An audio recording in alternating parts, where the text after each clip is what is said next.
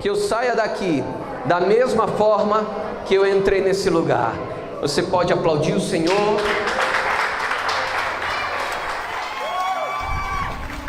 Quem me conhece sabe o quanto que eu amo pregar a palavra de Deus. Eu não sei você, mas esse período de quarentena, para mim,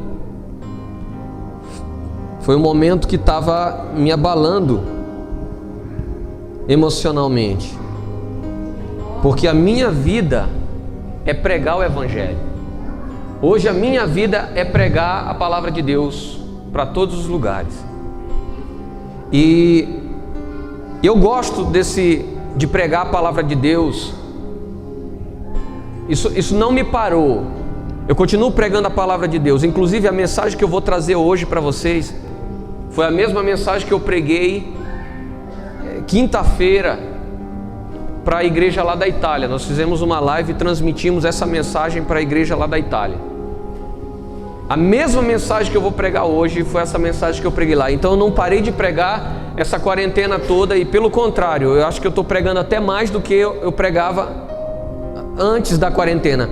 Mas a questão é que eu, como um pastor, eu como um missionário, uma pessoa que está levando o Evangelho para todos os lugares, eu gosto desse convívio, dessa coisa de estar perto. Eu gosto de sentir esse calor humano. Quando eu vou pregar, você vê que eu sempre desço do altar e fico andando aí no meio da igreja e belisco você quando você não reage. Eu gosto de viver isso. E esse período de quarentena a gente tem que manter distância. E eu não sei para você, mas para mim é ruim. A gente consegue imaginar algumas situações. Baixa um pouquinho só o fundo para mim, por favor. A gente consegue imaginar e entender algumas situações que a Bíblia descreve. Por exemplo, a Bíblia conta a história de uma mulher que sofria do fluxo de sangue, de uma hemorragia há 12 anos. Quem lembra dessa história? Você lembra dessa história? E lá vai contar que há 12 anos aquela mulher sofria daquilo. Só que para quem não sabe, a hemorragia ou o fluxo sanguíneo, quando a mulher estava num período menstrual dela, naquela época, ela era considerada uma pessoa impura, imunda, ela não podia tocar em outra pessoa. Então imagina uma mulher que vivia 12 anos da vida dela, sem ela poder dar a mão, sem ela poder dar um abraço, sem ela chegar perto. Imagina, a gente que está na quarentena hoje, você vê mais ou menos o que é. Então a gente, por exemplo, quando chegou hoje, todo mundo a gente se cumprimentou como? Na cotovelada, dando cotovelada. Porque a gente procura encontrar algum meio para ter algum ponto de contato com a pessoa. Imagina o sofrimento que aquela mulher passava naquela época sem poder tocar nos familiares dela, ter que manter distância, ter que viver numa espécie de isolamento, porque era isso que acontecia. E as pessoas que tinham lepra? Eu fiz uma pregação um dia aqui sobre os leprosos. Quem lembra dessa pregação? Foi uma pregação que o pessoal saiu daqui e disse: olha, eu me converti de novo depois daquela pregação, porque é chocante trazer aquele estudo a respeito do que um leproso passava naquela época. Então nós estamos vivendo esse tempo de quarentena e é algo difícil. E esse período de quarentena que a gente está passando, a gente tem pessoas que estão tendo o seu emocional abalado. As suas emoções estão adoecendo. Seja sincero, quem aqui sentiu que nesse período de quarentena a impressão que teve é que você ficou emocionalmente doente em alguma parte? Isso é algo que tem acontecido. E eu vou dizer uma coisa para você: nós precisamos aprender a lidar com essas situações, com essas emoções, porque são essas emoções que vão nos levar a ter verdadeiramente uma vitória ou vão nos levar a ter uma derrota. Porque se as nossas emoções elas não estiverem saradas, se as nossas emoções elas não estiverem curadas mesmo, nós não vamos conseguir ter um comportamento.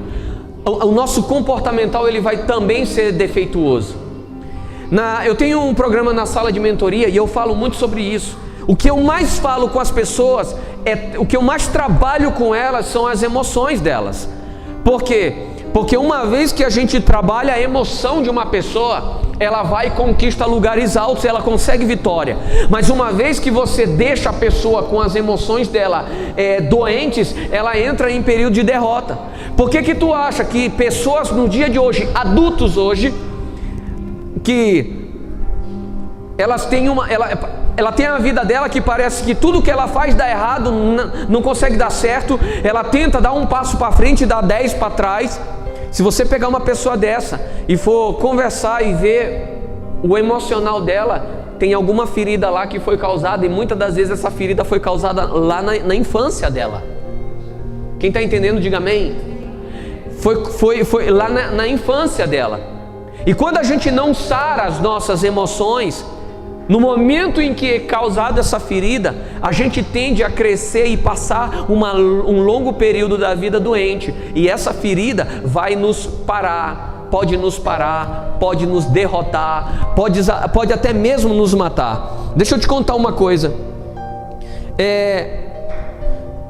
Um pastor, uma certa vez um pastor, ele disse que não existe um grande homem de Deus ou uma grande mulher de Deus sem que tenha um trauma na vida dessa pessoa. Repita isso: não existe um grande homem, não existe uma grande mulher que não tenha um trauma na vida dele. Não existe. Às vezes as pessoas olham pra gente, pros pastores daqui da igreja, e elas pensam assim: nossa, o pastor, ele tem a melhor vida do planeta, ele não passa por problema, porque ele sempre está aqui pregando, está com um sorriso, está sempre disposto a fazer algo. E lá vai eu caindo, aleluia. Está sempre disposto a fazer algo. As pessoas acham isso. Nós temos, eu tenho um canal que agora a gente está chegando a 53 mil inscritos no meu canal. E eu recebo mensagem todo dia, as pessoas dizendo para mim assim: nossa, apóstolo, a sua vida deve ser uma maravilha, somente porque você é tão íntimo do Espírito Santo assim. E não é uma realidade. Às vezes a gente vai para a igreja e as pessoas pregam, os pastores pregam lá naquela igreja, como se uma vez que você aceitou Jesus e você se converteu a Cristo, a partir daquele momento a tua vida vai ser uma maravilha e tu nunca vai ter um problema. E diga, isso não é uma verdade. Outro dia veio uma pessoa, eu estava conversando com ela e falou assim: pastor, eu quero você orar por mim, eu quero aceitar Jesus, porque eu não aguento mais essa vida, minha vida está bagunçada, eu estou tendo um monte de problema, e quando eu chegar e aceitar Jesus, a minha vida vai ser maravilha, eu não vou ter mais problema. Eu perguntei para ele: quem te falou isso? Foi um irmão lá de não sei de onde. Eu falei: o irmão é mentiroso, mentiu para você. Ele: como assim, pastor? Você quer dizer que quando a gente está com Cristo, a gente tem problema? Eu disse: tem, e muito. E muito. A diferença é que com Cristo, o Espírito Santo, ele te ensina a superar esses problemas, enquanto lá no mundo você não tem esse professor. Quando a gente fala de conquistar coisas, de ser vencedor, bate no peito e diz assim: eu nasci para ser um vencedor. Quando a gente fala disso, eu estou falando de viver promessas. Viver promessas. A Bíblia me mostra que nela está descrito 8.000 promessas. Eu já preguei sobre isso aqui. Por meio de Jesus Cristo, nós somos considerados descendentes de Abraão. E uma vez que nós somos considerados descendentes de Abraão, nós passamos a ter direito a essas promessas. Só que para vivermos promessas, nós temos que executar princípios. Diga, para viver promessas, eu tenho que executar princípios. Só que funciona da seguinte forma: eu executo um princípio para chegar até a promessa. Só que no meio do caminho existe uma coisa chamada processo. Princípio, processo, promessa. É os 3 P's da vida do homem. Esse processo aqui, ele é dolorido, ele dói, ele é difícil. É difícil, diga, é difícil. Diga, é muito difícil. Por isso que a palavra de Deus diz assim: muitos morreram e não viram a promessa, porque se fosse fácil, todo mundo chegava lá. todo mundo chegava lá, mas nem todo mundo chega, sabe por quê? Não é porque não está apto a chegar, não é isso, é porque tem muita gente que abandona o processo no meio do caminho. Tem gente que abandona o processo, tem gente que larga o processo, tem gente que não quer mais, desiste. E aí é que acontece a coisa. Então, quando a gente fala de promessa, eu não tenho como lembrar de promessa sem lembrar de um grande homem. Porque para você chegar na promessa e viver ela, você precisa de uma coisa chamada fé. 2 letrinhas, fé, diga fé. Você só vai executar um princípio, e muitas das vezes esse princípio não é coisa lógica. Muitas das vezes princípio, mas não tem nada a ver com lógica. Porque a lógica da Bíblia vai, ou melhor, o que a Bíblia nos mostra vai ao contrário de toda a lógica que você possa ter. Na Bíblia diz assim, é perdendo que você ganha, é dando que você recebe. A Bíblia diz isso. Enquanto no mundo, se ele for olhar essa lógica, não. Se eu vou perguntar, se eu tenho 2 laranjas e eu te dei 1 laranja, com quantas eu fiquei? 1 laranja. Isso é matemática do mundo. Mas, e na lógica de Deus? Se eu tenho 2 laranjas e te dou 1 laranja, com quantas laranjas eu fico? Com quantas? Alguém me ajuda? Olha para o irmão e diz assim, com 3. Olha para o irmão do lado e diz assim, fica com 3. Sabe por que com 3? Porque a Bíblia diz que toda vez que eu dou 1, eu recebo porção dobrada. Se eu te dou 1, eu recebo no mínimo 2. Se eu dei 1, eu recebi 2 de volta, então eu tenho 3. Concorda? Você está entendendo? Então a lógica bíblica é totalmente diferente. Então, para executar um princípio, você tem que ter fé e não lógica. Para viver a promessa, você tem que passar pelo processo. Eu não consigo falar de fé, de promessa, de princípio e de processo sem lembrar de um homem chamado Abraão. Abraão, ele era um cara que a história dele todo mundo conhece. No momento que Deus chegou para ele e disse assim, Abraão, sai da casa da tua parentela e vai para casa, vai para uma terra que eu ainda vou te mostrar. Deus fala para ele, eu vou te fazer grande, famoso, rico, muito rico. Por causa de você, todos os povos, todas as pessoas do planeta serão abençoados. Todo mundo conhece a história de Abraão a partir daí. Mas a história de Abraão não começa aí. A história de Abraão começa antes. A Bíblia me conta. Abre tua Bíblia aí em Gênesis capítulo 11, versículo 31 e vamos ler rapidinho, porque eu tenho muita coisa para falar para você hoje, mas eu acho que o tempo não vai ser suficiente. Gênesis capítulo 11, versículo 31 e 32. E tomou Terá a Abraão seu filho, e a Ló, filho de Arã, filho de seu filho, e Sarai, sua nora, mulher de seu filho Abrão, e saiu com eles de Ur dos Caldeus, para ir à terra de Canaã, e vieram até Arã, e habitaram ali. E foram os dias de Terá 205 anos, e morreu Terá em Arã. Diga Arã. Diga Arã. Querido, para quem não sabe, Abraão, ou que se transformou em Abraão, Deus mudou o nome dele, ele era filho de Terá. Terá, que era pai de Abraão, também era pai de Arã. Arã, irmão de Abraão. Se tu ler a história, você vai descobrir que Arã, ele foi morto por Nimrod. Nimrod foi o cara que começou a construção da Torre de Babel. Todo mundo conhece essa história.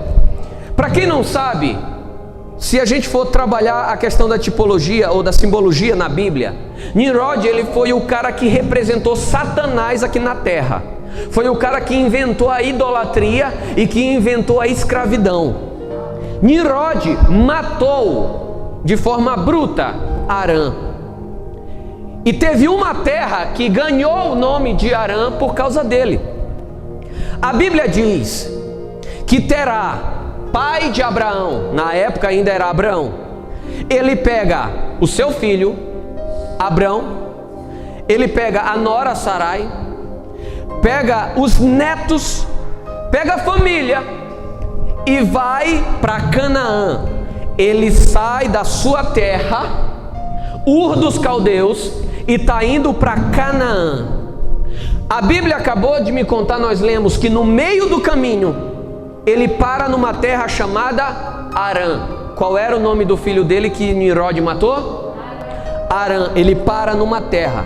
E quando chega ali, a Bíblia vai dizer que aquele homem, Terá, viveu 205 anos ali naquela terra. Ele morreu ali. Mas para onde Terá estava indo?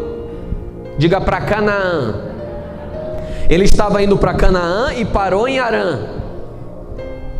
Aí Deus, no capítulo 12 de Gênesis, você lê, Deus aparece para Abraão e diz para Abraão assim: Abraão, sai da casa da tua parentela, sai da terra, desta terra que você está, pega as tuas coisas e vaza daqui, porque você vai para uma terra que eu ainda vou te mostrar. Todo mundo acha que Deus estava dizendo para ele somente: só sai de perto do teu pai. Só que a esse momento o pai de Abraão já tinha morrido. O que Deus estava falando para Abraão era o seguinte: a história de derrota que aconteceu com os teus pais, eu não quero que aconteça contigo. A dor que os teus pais estavam sentindo e morreram por causa dela, eu não quero que aconteça contigo. Você tem uma promessa que é muito maior do que você possa imaginar. Você precisa fazer algo, sair desse lugar, começar a se movimentar, passar pelo processo até chegar à promessa que você vai herdar.